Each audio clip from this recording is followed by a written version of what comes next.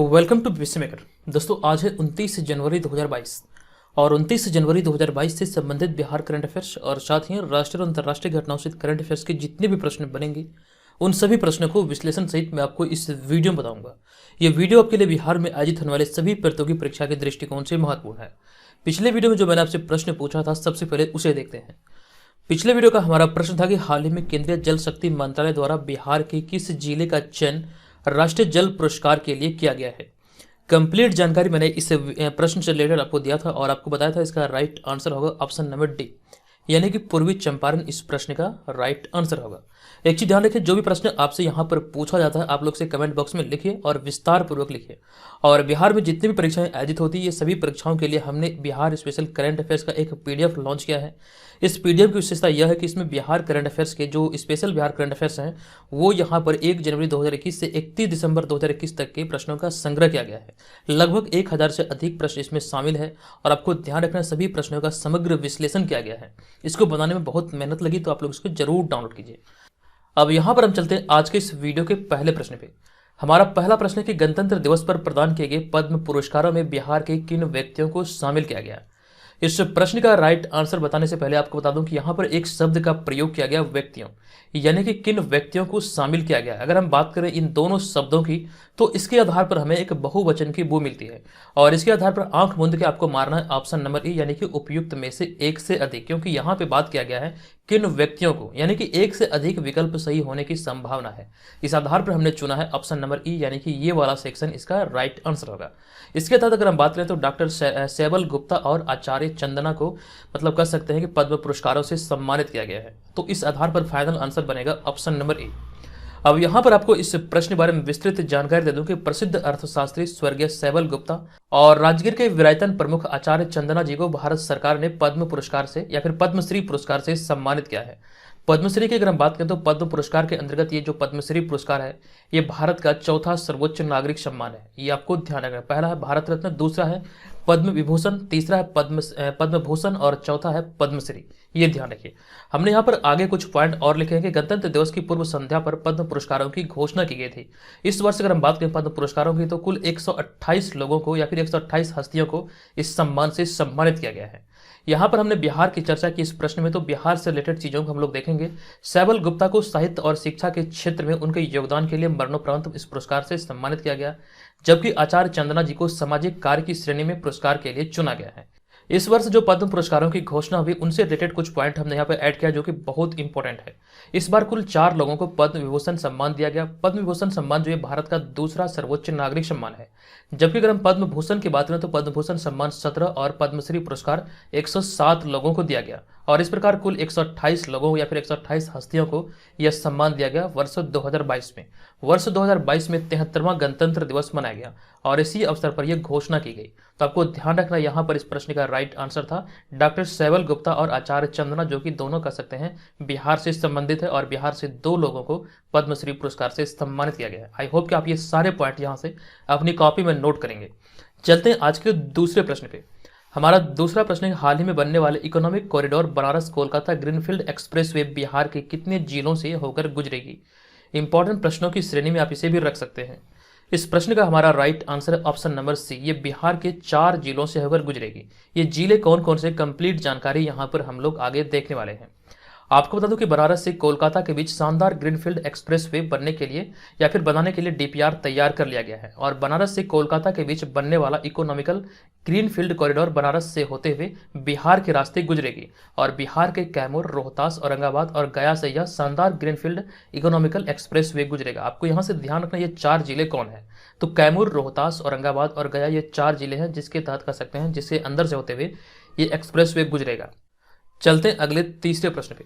यह तीसरा प्रश्न है कि हाल ही में बिहार की 21 से पूर्व मुख्यमंत्री की 58वीं जयंती मनाई गई है। इंपॉर्टेंट प्रश्न है और इसका राइट आंसर होगा जननायक कर्पूरी ठाकुर, यानी कि ऑप्शन नंबर बी इस प्रश्न का सही उत्तर होगा।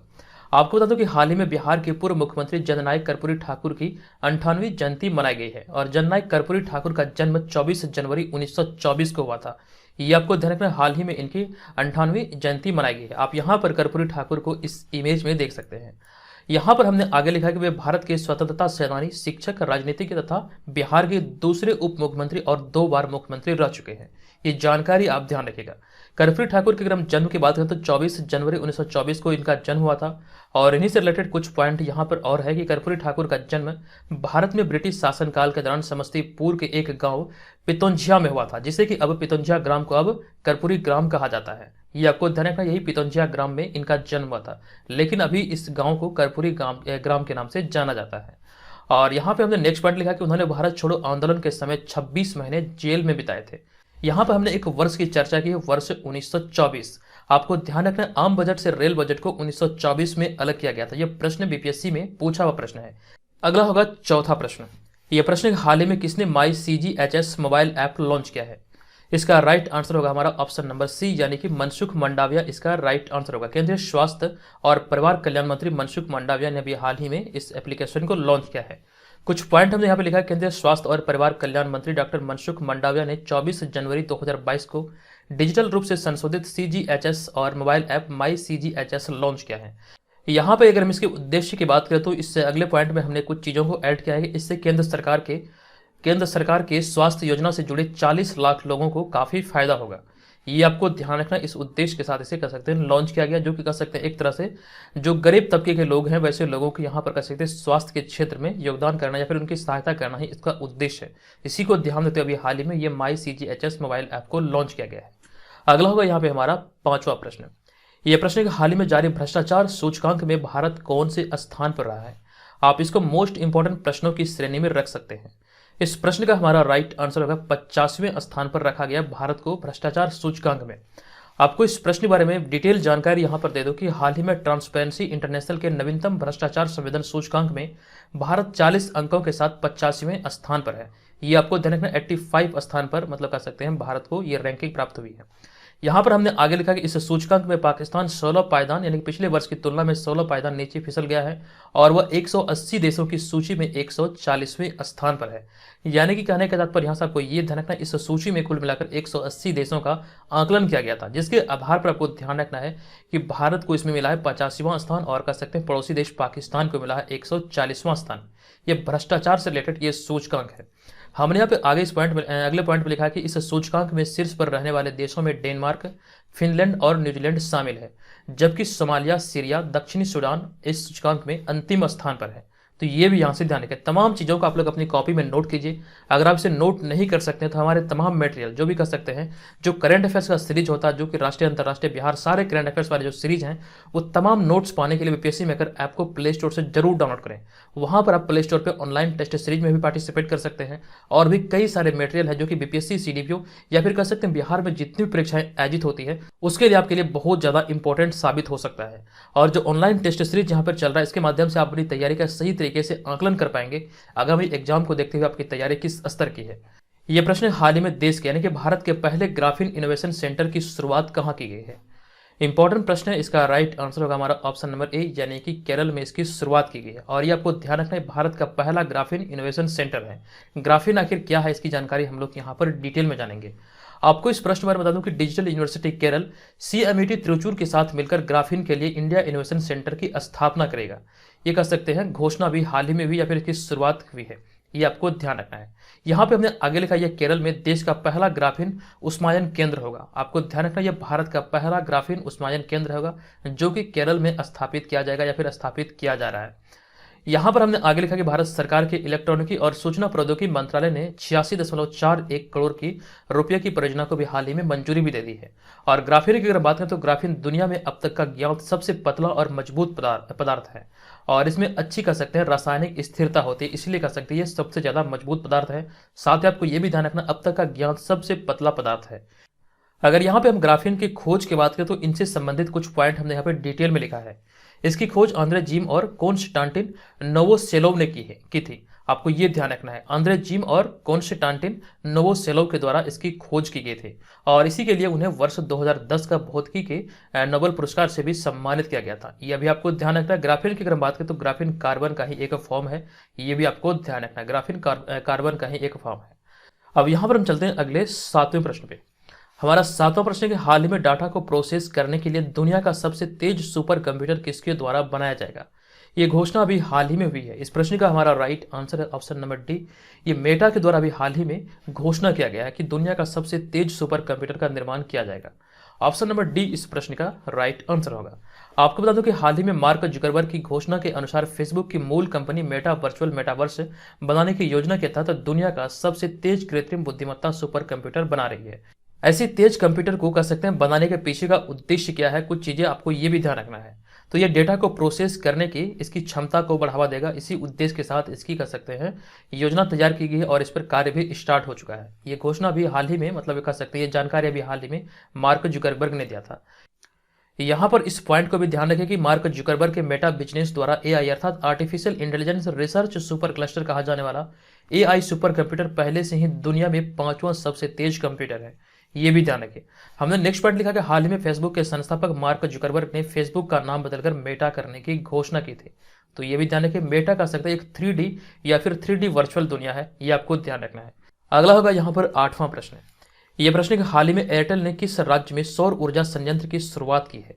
इसका राइट आंसर होगा ऑप्शन नंबर बी यानी कि महाराष्ट्र। महाराष्ट्र के बुल्ढाना में इसकी शुरुआत की गई है।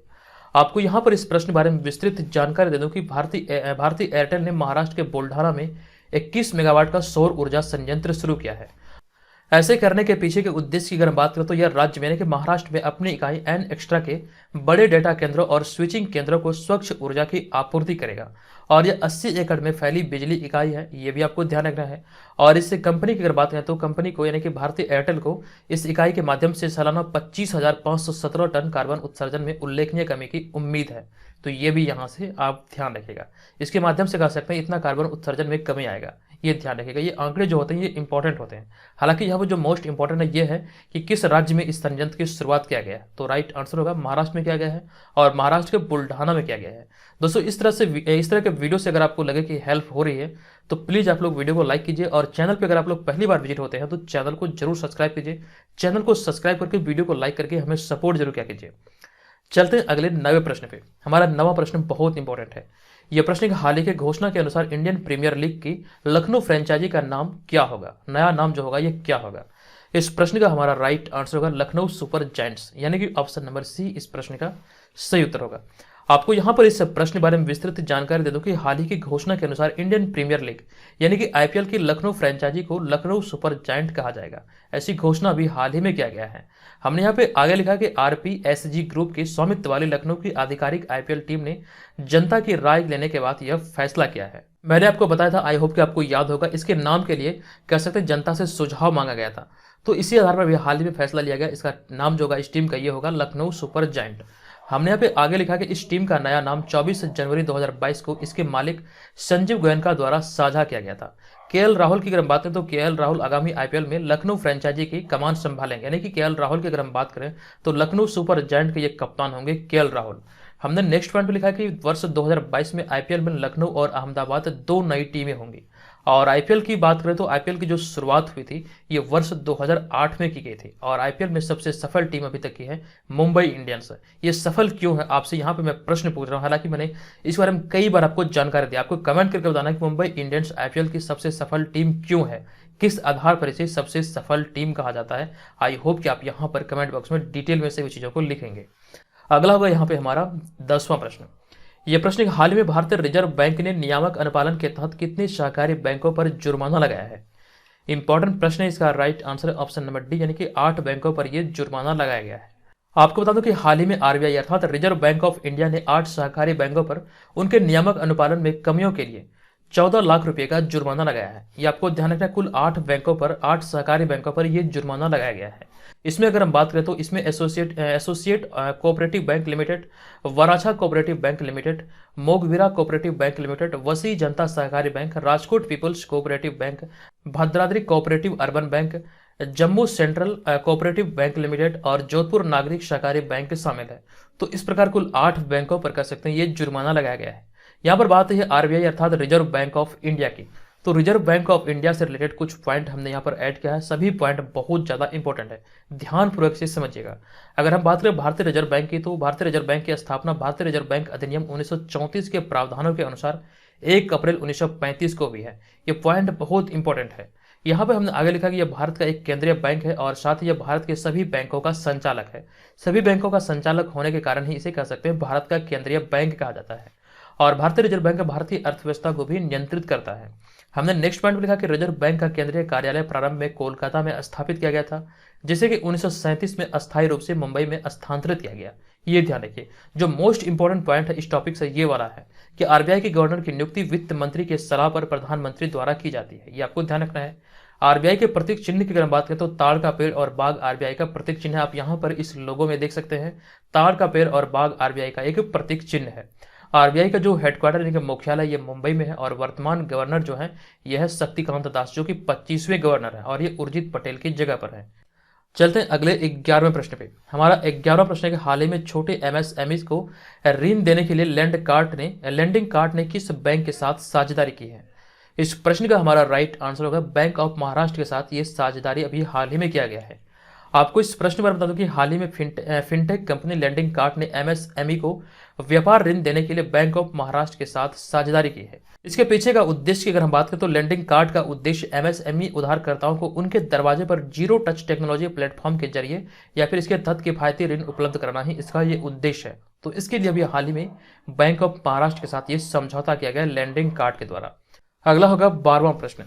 यह प्रश्न हाल ही में सोशल कॉमर्स ने संयुक्त अनुसंधान के लिए किसने foundation for innovation and technology transfer के साथ समझौता किया है। इस प्रश्न का हमारा राइट आंसर होगा ये समझौता अभी हाल ही में फ्लिपकार्ट के द्वारा किया गया है। ऑप्शन नंबर ए इस प्रश्न का राइट आंसर होगा। आपको बता दूं कि हाल ही में वॉलमार्ट की स्वामित्व वाली फ्लिपकार्ट ने foundation for innovation and technology transfer के साथ एक समझौता ज्ञापन पर हस्ताक्षर किया है। इस समझौते की अगर हम बात करें तो इस समझौता के अंतर्गत यह सामाजिक वाणिज्य पुनर्विक्रेताओं को उत्पाद अनुशंसा और उपभोक्ता उत्पाद अन्वेषण यात्रा के क्षेत्रों में सहयोग करेगा। इसी के लिए भी हाल ही में यह समझौता किया गया है। एक पॉइंट यहाँ पे हमने ये भी लिखा कि foundation for innovation and technology transfer भारतीय प्रौद्योगिकी संस्थान दिल्ली का ही एक हिस्सा है। तो ये भी आप ध्यान रखिए, इसी के साथ अभी हाल ही में ये समझौता किया गया है। अब यहाँ पर हम चलते हैं आज के इस वीडियो के प्रश्न की ओर। आज के इस वीडियो का हमारा प्रश्न है कि हाल ही में प्रधानमंत्री राष्ट्रीय बाल पुरस्कार से बिहार में किसे सम्मानित किया गया है। कंप्लीट जानकारी यहाँ से मैंने आपको दिया है, बताइए इस प्रश्न का राइट आंसर क्या होगा। एक चीज ध्यान रखिए, जो भी प्रश्न यहाँ पे आप लोग लिखेंगे कमेंट बॉक्स में उसको डिटेल में लिखेंगे। और जो लोग ऑनलाइन टेस्ट सीरीज में भाग लेने के लिए इच्छुक हैं तो जल्दी से बीपीएससी मेकर ऐप को प्ले स्टोर से डाउनलोड कीजिए। मेंबरशिप लेने के बाद आप यहाँ पर तमाम चीज़ों को एक्सेस कर सकते हैं। आप यहाँ पर स्क्रीन पर देख सकते हैं ये सारे मटेरियल आपको बीपीएससी मेकर ऐप पर मिलेगा, जिसमें कि ऑनलाइन टेस्ट सीरीज होगा, जो कि आपको ध्यान रखना यहाँ पे फुल एक्सप्लेनेशन आपको मिलेगा समग्र प्रश्नों का। और यहाँ पर आपको ये भी ध्यान रखना ये सारे जो प्रश्न होंगे ये आपके लिए बहुत ज़्यादा इंपॉर्टेंट है। इस सीरीज के तहत यहाँ पर आपको बहुत चीज़ें सीखने को मिलेगा, सही तरीके से आपके टेस्ट का आकलन हो पाएगा कि आगामी एग्जाम को देखते हुए आपकी तैयारी किस स्तर की है। और यहाँ पर करंट अफेयर्स से आपको डेली अपडेट रखा जाएगा, जो कि बिहार राष्ट्रीय अंतर्राष्ट्रीय सारे करंट अफेयर्स होंगे। और भी बहुत सारे मटेरियल हैं जो कि आप यहाँ से प्राप्त कर सकते हैं, जिनके तहत आपको ध्यान देना है।